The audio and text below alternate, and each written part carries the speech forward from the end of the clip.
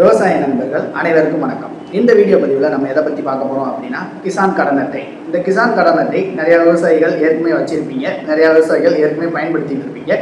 அதே மாதிரி நிறையா விவசாயிகளுக்கு இப்போ விண்ணப்பிச்சுட்டு இருப்பீங்க. அதனால இந்த கிசான் கடன் அட்டையை பற்றி விவசாயிகளுக்கு ஃபுல்லாக ஏற்கனவே தெரிஞ்சிருக்கும். அப்புறம் நீ என்னடா சொல்ல போற அப்படிங்கறது தானே கேக்குறீங்க.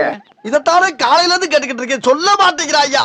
இந்த கிசான் கடன் அட்டையில பொதுவா ஒரு 2 புதிய மாற்றங்கள் இப்போ அரசாங்கம் பண்ணியிருக்காங்க. அந்த புதிய மாற்றங்கள் 2 புதிய மாற்றங்கள் என்னென்ன அப்படிங்கிறது தான் இந்த வீடியோவில் பார்க்க போகிறோம். அதுக்கு முன்னாடி இப்போ தான் நம்ம சேனலை பார்க்குற நபர்கள் இருந்தீங்கன்னா விவசாயம் பற்ற தகவல் அறிய நம்மளோட சேனலை சப்ஸ்கிரைப் பண்ணி வச்சுக்கோங்க. இந்த கிசான் கடன் அட்டைங்கிறது 1992ஆம் ஆண்டில் நபார்டு வங்கி கூட இணைஞ்சு விவசாயிகளுக்கு குறுகிய காலம் மற்றும் நீண்ட கால கடன் தொகை வழங்குறதுக்கு கொண்டு வரப்பட்ட ஒரு அட்டைக்கான ஒரு ஸ்கீம் தான் இது.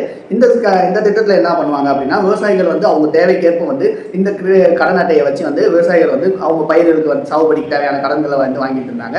இப்போ அதில் புதுசாக 2 திருப்பங்கள் பண்ணியிருக்காங்க மத்திய அரசு.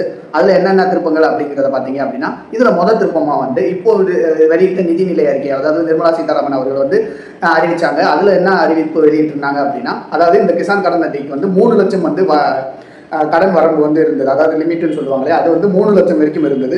3 லட்சம் வரைக்கும் விவசாயிகள் கடன் வாங்கிக்கலாம் அப்படிங்கிறது. அதை மாற்றி இப்போ இருக்க நிதிநிலை அறிக்கையில் அதை இந்த 3 லட்சத்துலேருந்து 5 லட்சமாக உயர்த்தினாங்க. இது ஒரு மாற்றம். அதே மாதிரி 2வது மாற்றம் என்ன அப்படின்னா, பொதுவாக இந்த கிசான் கடன் அட்டைங்கிறது வேளாண்மை துறை மற்றும் தோட்டக்கலை துறைக்கு மட்டும்தான் கொண்டு வந்துருந்தாங்க. அதாவது வேளாண் துறைகளில் சாகுபடி பண்ணுற பயிர்களுக்கும் அதே மாதிரி தோட்டக்கலை துறையில் சாகுபடி பண்ணுற காய்கள் பழங்களுக்கு மட்டும்தான் இந்த இது கொண்டு வந்திருந்தாங்க. இப்போ அதை மாற்றி மறுபடியும் கால்நடை பராமரிக்கிறவங்க, கால்நடை வளர்க்குறவங்களும் இந்த கிசான் கடன் அட்டை மூலமா கடன் உதவி பெற்றுக்கலாம் அப்படிங்கிறத சொல்லியிருக்காங்க. இப்போ சமீபத்தில் வெளியான அறிக்கை இது மூலயமா கால்நடை வளர்ப்புக்கு ஒரு மாடு வளர்க்குறாங்க அப்படின்னா ஒரு மாட்டிற்கு 14,000 ரூபாய் வரைக்கும் கடன் உதவி பெற்றுக்கலாம் அப்படிங்கிறத சொல்லியிருக்காங்க. இதுக்கான வட்டி விகிதம் அப்படிங்கிறத பார்த்தீங்கன்னா, ஒரு கால்நடை வளர்ப்புக்கு இந்த கிசான் கடன் அட்டை மூலயமா 1.6 லட்சம் ரூபாய் வாங்கிக்கலாம் அப்படிங்கிறத சொல்றாங்க. இந்த 1.6 லட்சம் ரூபாய்க்கு மொதல் 6 மாசங்களுக்கு எந்த வட்டி விகிதமும் கிடையாது. அதே மாதிரி 6 மாசத்துக்கு அப்புறம் வட்டியை கணக்கு பண்ணுவோம் அப்படிங்கிறத சொல்லியிருக்காங்க. இந்த 6 மாசத்துக்கு வட்டி விகிதம் அப்படிங்கிறத பார்த்தீங்கன்னா 7% வட்டி நீங்க கட்டுற மாதிரி, வட்டி தொகையை நீங்க கட்டுற மாதிரி இருக்கும். இந்த 7%த்துல 3.5% மத்திய அரசு உங்களுக்கு மானியத்தில் கொடுத்துருவாங்க. அதாவது மானியத்தில் அந்த 3.5% கழிச்சிருவாங்க.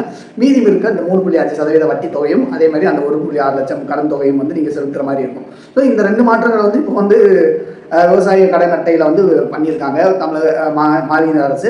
அதனால இந்த தகவலை உங்களோட விவசாயம் நண்பர்கள் மற்றும் உறவினர்களுக்கும் பகிருங்க. அதே மாதிரி இந்த கிசான் கடன் அட்டை வச்சிருக்கவங்க இதுக்கு முன்னாடி இந்த மாதிரி கடன்களை விண்ணப்பிக்காம இருந்தீங்க அப்படின்னா விண்ணப்பிச்சுக்கோங்க. நீங்களும் கிசான் கடன் அட்டையை வாங்கி உங்களோட விவசாயம் நண்பர்கள் மற்றும் உறவினர்களுக்கும் இந்த வீடியோ பயன்பெற்று நன்மை பெறுமாறு வாழ்த்துகிறேன். நன்றி, வணக்கம்.